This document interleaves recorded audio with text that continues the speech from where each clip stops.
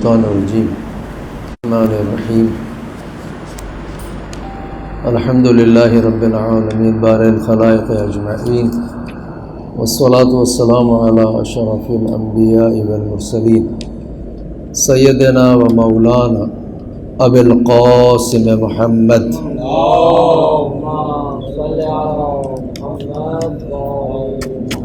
وعلى أهل بيته الطيبين الطاهرين لا سيما بقية الله في الأرضين واللعن على أعدائهم أجمعين.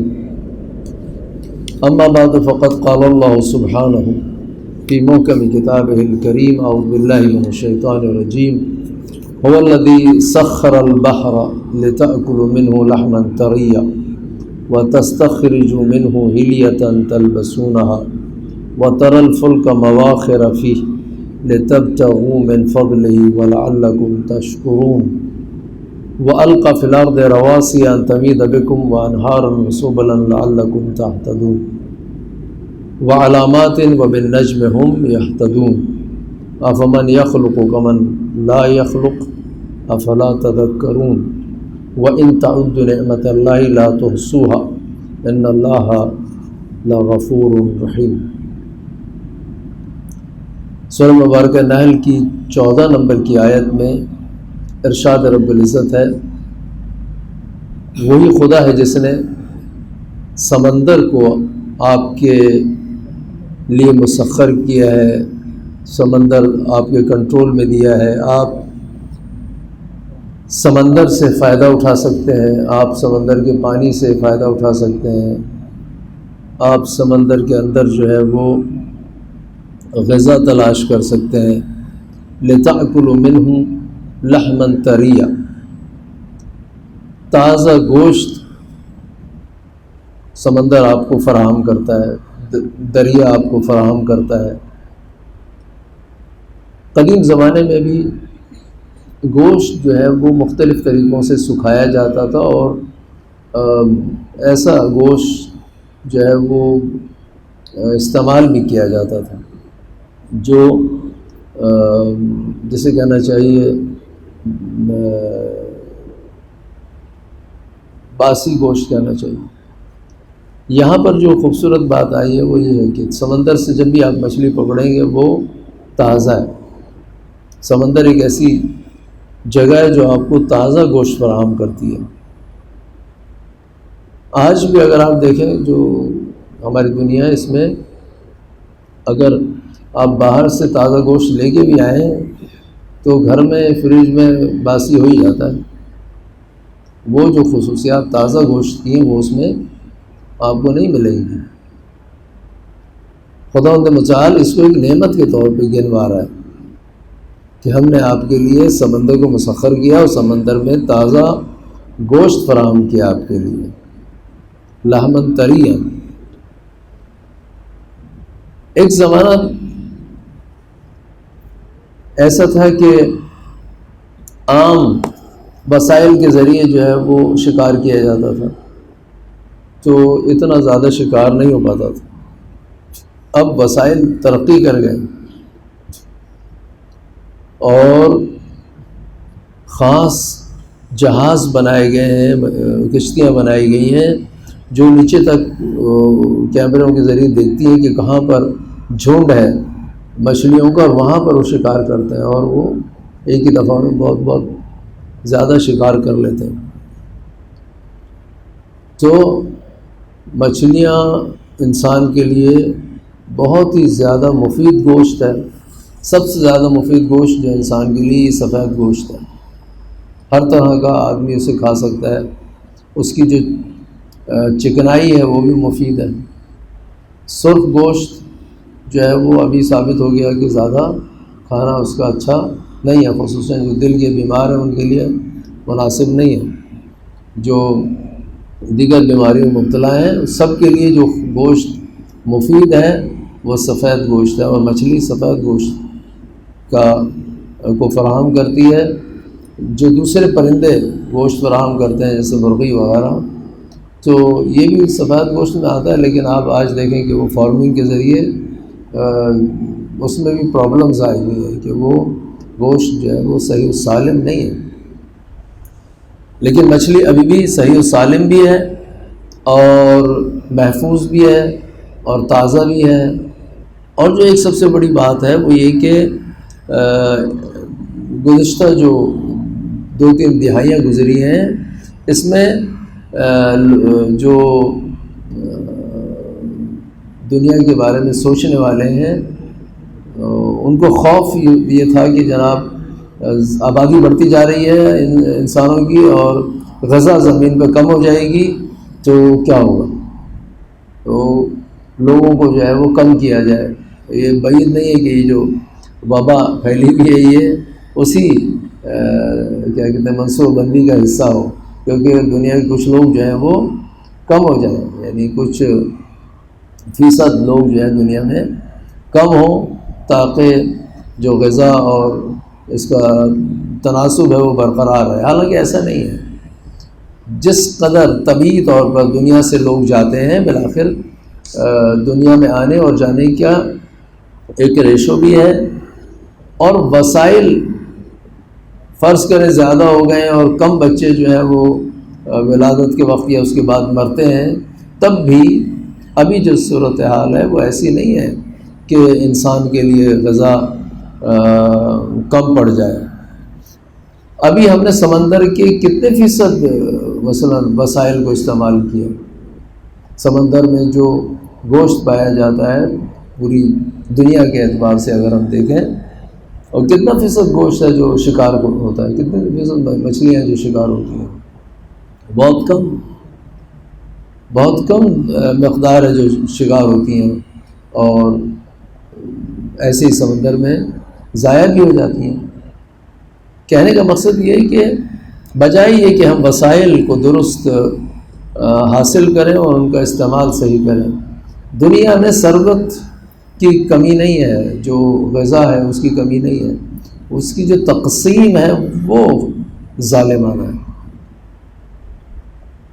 دنیا جو شیطانی اور مستکبر ممالک ہیں وہ یہ چاہتے ہیں کہ دنیا کی جو ثروت ہے وہ ان کے کنٹرول میں ہو، ہر چیز ان کی کنٹرول میں ہونی چاہیے. مال دنیا کا ان کے کنٹرول میں ہو، غذائی مواد ان کے کنٹرول میں ہو. یہ وہ سازش ہے کہ جو وہ چاہتے ہیں اور اس طرح سے پوری دنیا کو کنٹرول کرنا چاہتے ہیں، اپنے چنگل میں لینا چاہتے ہیں، اپنے کنٹرول میں لینا چاہتے ہیں، استعمار گری کرنا چاہتے ہیں. آج آپ اور ہم اگر افریقہ کے ممالک پر ذرا تحقیق کریں، دیکھیں وہاں پر جتنی سونے کی کانیں ہیں، جتنے جو ہے وہ ہیرے کی کانیں ہیں، ان پہ کون لوگ قابض ہیں. ساؤتھ افریقہ میں آپ دیکھیں کہ جو ایک سیاہ فام لوگوں کا ملک ہے، وہاں سے دور سے آ کر گورے اور وہاں پہ قابض ہوئے، اور وہاں پہ جتنی بھی ایسی قیمتی اشیاء کانوں میں پائی جاتی ہیں اس کے مالک جو ہے وہ گورے.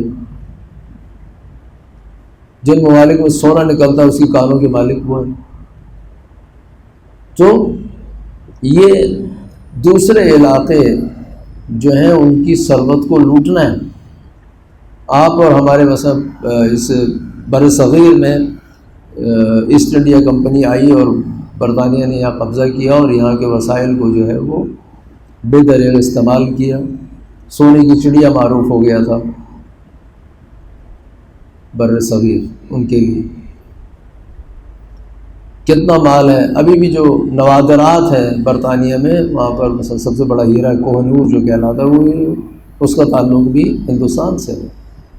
یعنی وہ ہندوستان پاکستان ایک تھا، اس بر صغیر تھا.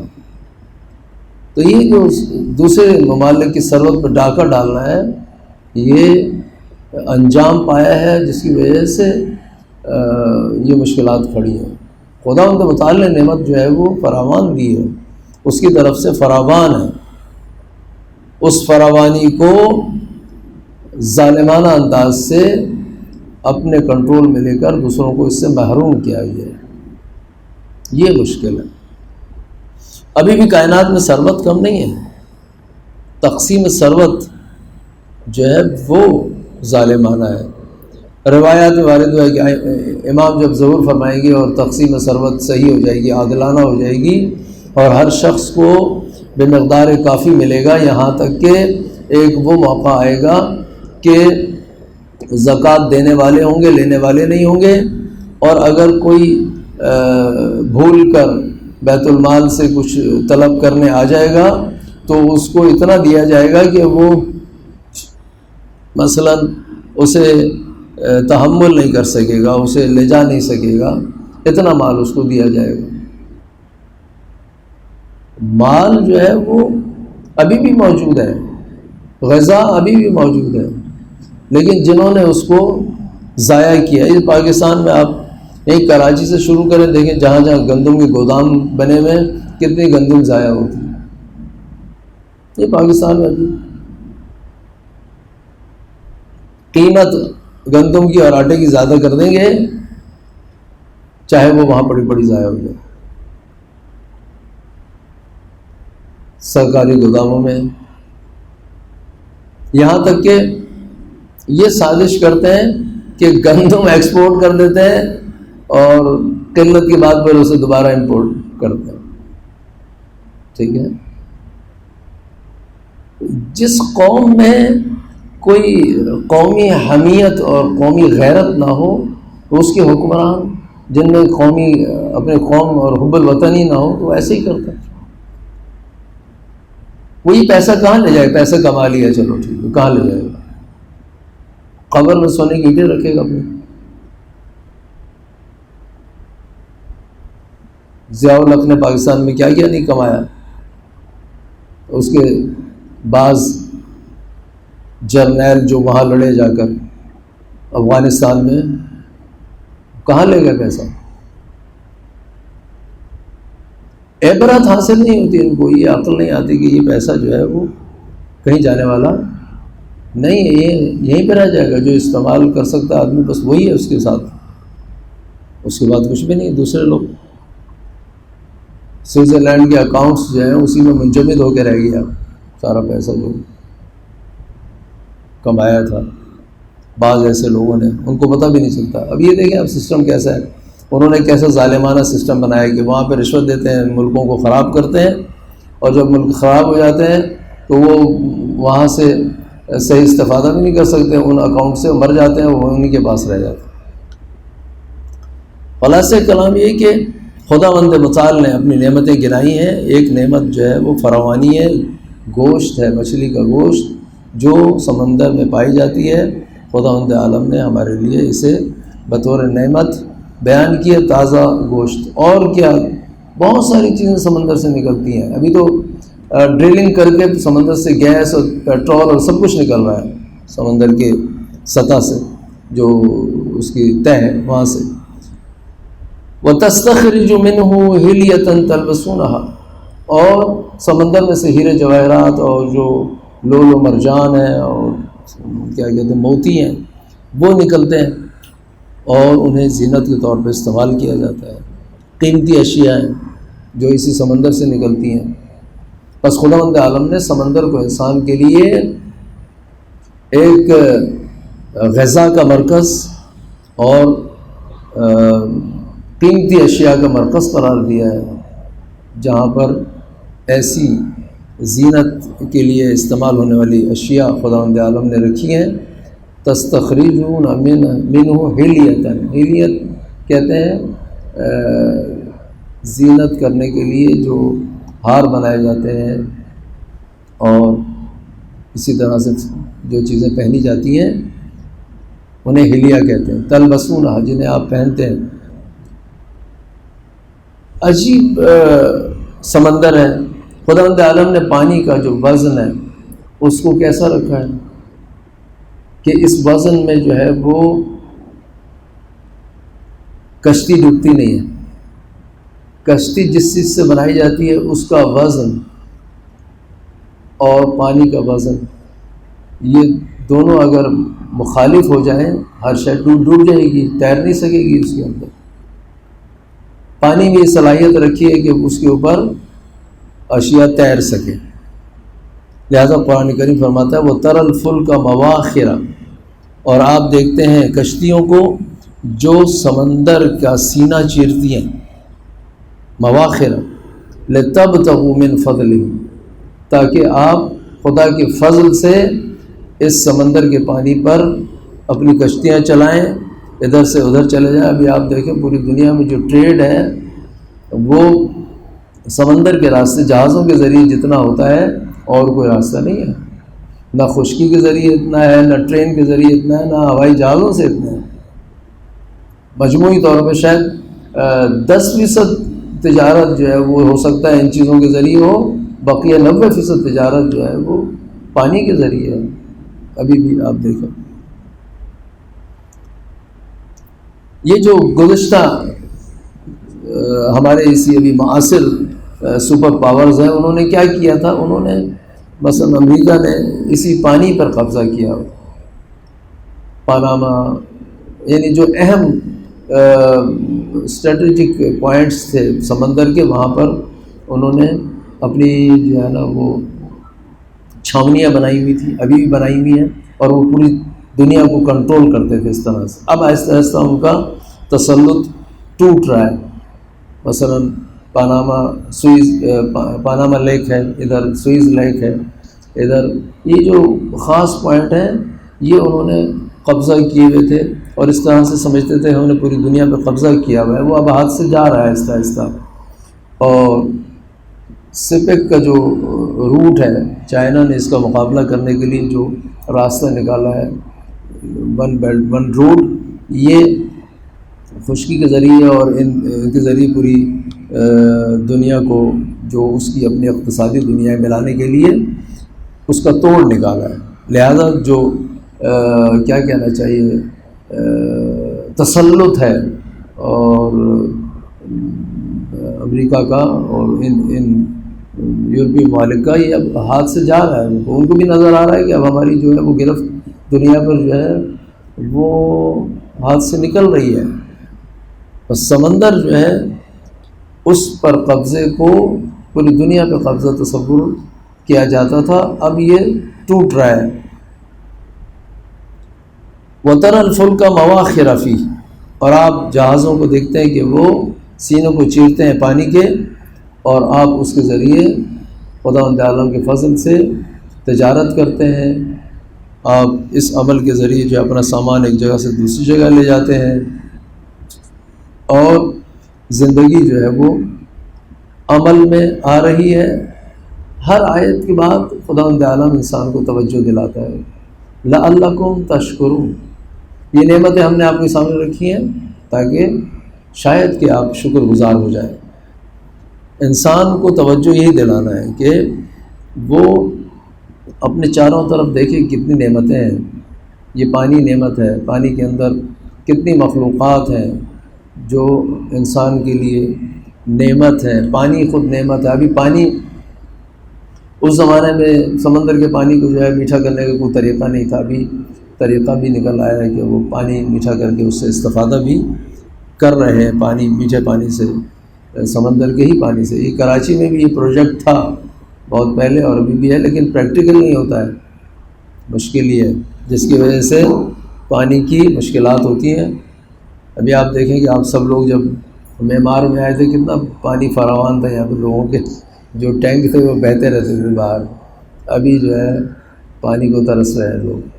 تو یہ مشکل ہے، یہ خود ساختہ مشکل ہے، یہ حقیقی مشکل نہیں ہے۔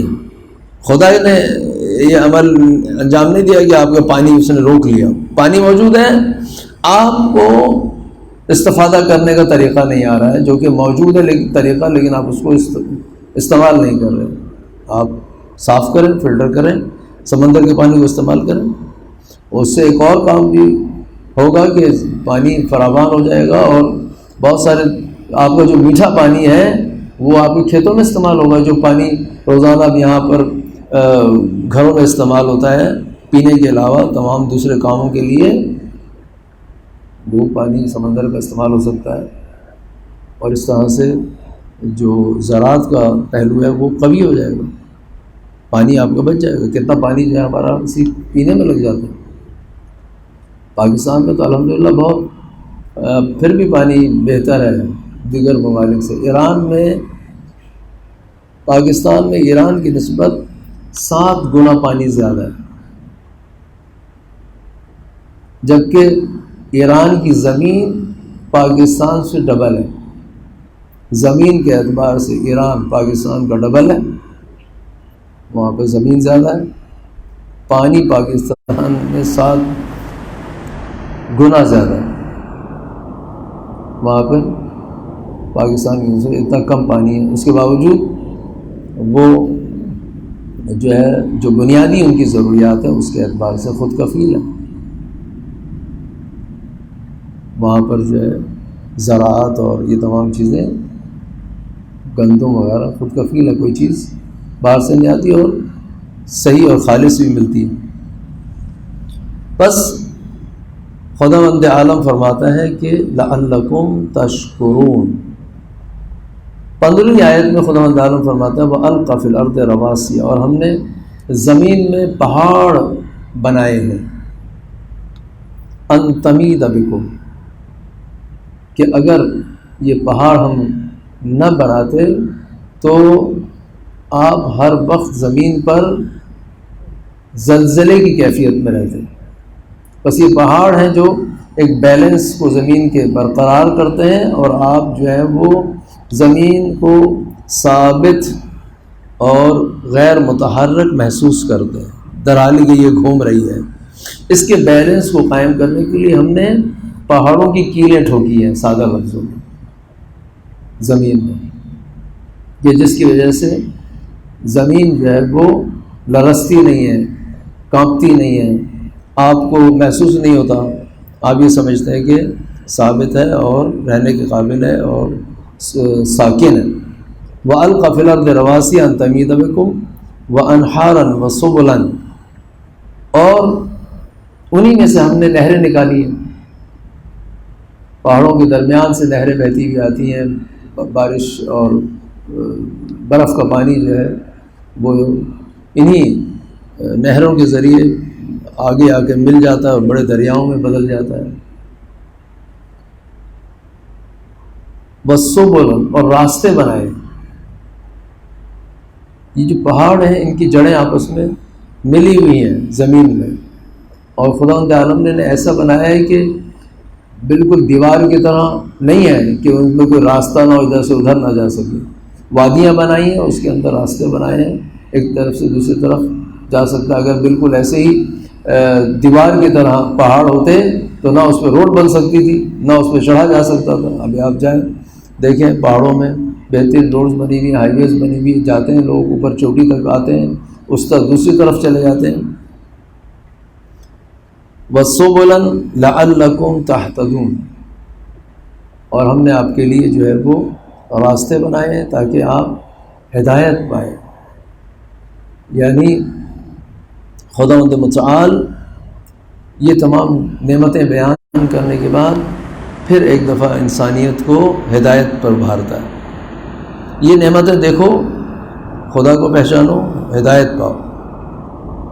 وَعَلَامَاتٍ وَبِالنَّجْمِ هُمْ يَهْتَدُونَ، اور خداوند عالم نے علامتیں رکھی ہیں سفر کے لیے سمندر میں۔ پہلے ابھی تو یہ جو قطب نما نکل آیا ہے اور اس کے ذریعے سمت پتہ چل جاتی ہے، اس سے پہلے جو سفر کا طریقہ تھا سمندر میں وہ ستارے تھے، وہ ستاروں کو دیکھ کے سفر کرتے تھے، اور کبھی اگر بادل چھا جاتے تھے اس زمانے میں تو وہ کشتی کو روک لیتے تھے کہ یہ ایسی بہتی ہوئی کہیں اور نہ نکل جائے، کسی اور راستے پہ نہ چلی جائے۔ وہاں پہ رکتے تھے، کھڑے ہو جاتے تھے سمندر میں، اور پھر جب فضا کھلتی تھی تو پھر سفر کا آغاز کرتے تھے۔ تو خداوند عالم نے علامتیں رکھی ہیں۔ وَبِالنَّجْمِ هُمْ يَهْتَدُونَ، اور یہ ستاروں کے ذریعے ہدایت پاتے ہیں، انہیں راستہ تلاش کرتے ہیں، اور راستوں سے ایک دوسرے سے ایک مقام سے دوسرے مقام پر جاتے ہیں، سفر کرتے ہیں۔ یہ وَعَلَامَاتٍ وَبِالنَّجْمِ هُمْ يَهْتَدُونَ، یہ اس کے سادہ معنی ہے اس آیت کے۔ اس آیت کے ذیل میں ائمہ علیہ السلام سے بہت ساری روایات نقل ہوئی ہے کہ ائمہ نے اس آیت کے ایک حقیقی معنی بیان فرمائے۔ ان روایتوں میں سے ایک روایت یہ امام صادق علیہ السلام سے نقل ہوئی ہے، فرماتے ہیں کہ النجم رسول اللہ، نجم ستارہ جس سے ہدایت پاتے ہیں کشتی والے یا خشکی میں چلنے والے۔ پہلے زمانے میں، ابھی تو آپ کے پاس جو ہے وہ قطب نما بھی ہے، اور اب جو ہے اینگلز آ گئے ہیں، اور آپ کو پتہ ہے سمت مثلا قبلہ آپ کو اگر تلاش کرنا ہے آپ کے لیے کوئی مشکل نہیں ہے، ٹھیک ہے۔ پہلے زمانے میں مشکل ہوتی تھی کس طرف قبلہ ہے، خصوصاً شہر سے باہر جب جاتے تھے سفر میں تو کس طرف قبلہ ہے نماز پڑھنے کے لیے۔ اس وقت بھی ائمہ علیہ السلام سے جو روایات نقل ہوئی ہیں اس میں ستاروں کے ذریعے، علامات کے ذریعے سکھایا گیا ہے۔ ابھی تک فقہی کتابوں میں وہ علامات موجود ہیں کہ اس ستارے کو دیکھیں اور اس کو اپنے نسبت سے اس سمت میں رکھیں یا آپ کے چہرے کے سامنے ہو تو آپ قبلہ رخ ہو جائیں گے۔ وہ علامات ابھی بھی فقہ میں موجود ہیں، روایات میں آئی ہیں۔ امام نے فرمایا کہ نجم سے مراد اس آیت میں رسول گرامی ہے، النجم رسول اللہ والعلامات، اور یہ لفظ علامات جو آیا ہے، علامتیں، یہ ائمہ علیہ السلام ہیں، ان سے مراد ائمہ ہے۔ ایک اور روایت میں جو امام باقر علیہ السلام سے نقل ہوئی ہے، آپ فرماتے ہیں کہ نحن النجم، ہم سب ستارے ہیں۔ ایک اور حدیث میں جو امام علی رضا علیہ السلام سے نقل ہوئی ہے، وہ فرماتے ہیں کہ رسول گرامی نے امیر المومنین کو خطاب کیا اور فرمایا کہ انت نجم بنی ہاشم، آپ بنی ہاشم کے ستارے ہیں، نجم ہیں۔ اسی طرح سے ایک اور روایت میں امیر المومنین کو خطاب کیا ہے، رسول گرامی نے فرمایا کہ انت احد العلامات، وہ علامتیں جن سے ہدایت پاتے انسان، ان علامات میں سے آپ ایک علامت ہیں، یعنی امیر المومنین وہ علامت ہے جس کی بنیاد پر انسانیت ہدایت پاتی ہے۔ یہ ان آیات کے حقیقی معنی ہے، یعنی ایک ظاہری معنی ہے ستارے اور علامات۔ یہ ستارے اور یہ علامات کس بنیاد پر قائم ہیں؟ یہ ولی مطلق کی ولایت کی بنیاد پر زمین قائم ہے، یہ کائنات قائم ہے۔ اگر ولی مطلق زمین اور کائنات میں نہ ہو یہ باقی نہیں رہ سکتی۔ تو حقیقی نجم اور حقیقی علامت جو ہے اس کائنات میں وہ یہ ہستیاں ہیں کہ جن کی بنیاد پر یہ کائنات باقی ہے، انہیں حقیقی ہادی قرار دیا ہے۔ لہٰذا ہمارے ائمہ علیہ السلام کی روایات میں یہ مطالب جو ہیں وہ اس آیت کے ذیل میں بیان کیے گئے۔ 17ویں آیت میں خداوند تعالیٰ فرماتا ہے افمن یخلق کمن لا یخلق، آیا وہ ہستی جو خالق ہے اور وہ جو خلق نہیں کر سکتی، یہ دونوں مساوی ہیں، یہ دونوں مساوی ہو سکتے ہیں۔ افلا تذکرون، آیا نصیحت حاصل کرنے کا مقام نہیں ہے کہ انسان توجہ کرے، دیکھے کہ اس کائنات کا خالق کون ہے، حقیقی خالق حقیقی کون ہے، اور وہ ہستی جو خلق نہیں کر سکتی، کیا وہ دونوں مساوی ہو سکتے ہیں؟ انسان کو کس کی توجہ کرنا چاہیے، کس کی پرستش کرنا چاہیے؟ ایک ایسی ہستی کی جس نے سب کو خلق کیا۔ عجیب بات یہ ہے کہ حتیٰ بت پرست، جاہلیت کے بت پرست جو ہے وہ بتوں کو خالق نہیں مانتے تھے، پرستش کرتے تھے ان کی، لیکن ان سے سوال کیا جاتا تھا کہ کس نے تمہیں خلق کیا ہے؟ تو قرآن کریم نقل کرتا ہے ان سے کہ لَيَقُولَنَّ اللَّهُ، تو یہ حتماً کہیں گے کہ اللہ نے ہمیں خلق کیا۔ خالق اللہ ہی کو مانتے ہیں، وہ بھی خالق اللہ ہی کو مانتے ہیں۔ تو جو لوگ اس مقام پر ہیں وہ توجہ کریں۔ وَإِن تَعُدُّوا نِعْمَتَ اللَّهِ لَا تُحْصُوهَا، آخر میں 18ویں آیت میں خداوند عالم فرماتا ہے کہ ہماری نعمتوں کو آپ شمار نہیں کر سکتے جو ہم نے دیے ہیں، اور نہ شمار کر سکتے ہیں، نہ شکریہ ادا کر سکتے ہیں۔ لہذا آخری جملہ اس آیت میں یا ان اللہ لغفور رحیم، خداوند عالم بھی جانتا ہے آپ نہیں کر سکتے ہیں، وہ کتنا بخشنے والا ہے، کتنا رحم کرنے والا ہے، بخشتا ہے، رحم کرتا ہے، وہ اپنی طرف سے شکر نہ کرنے کا ہی بخشتا ہے۔ تو ہمیں جو ہے ہوشیار رہنے کی ضرورت ہے۔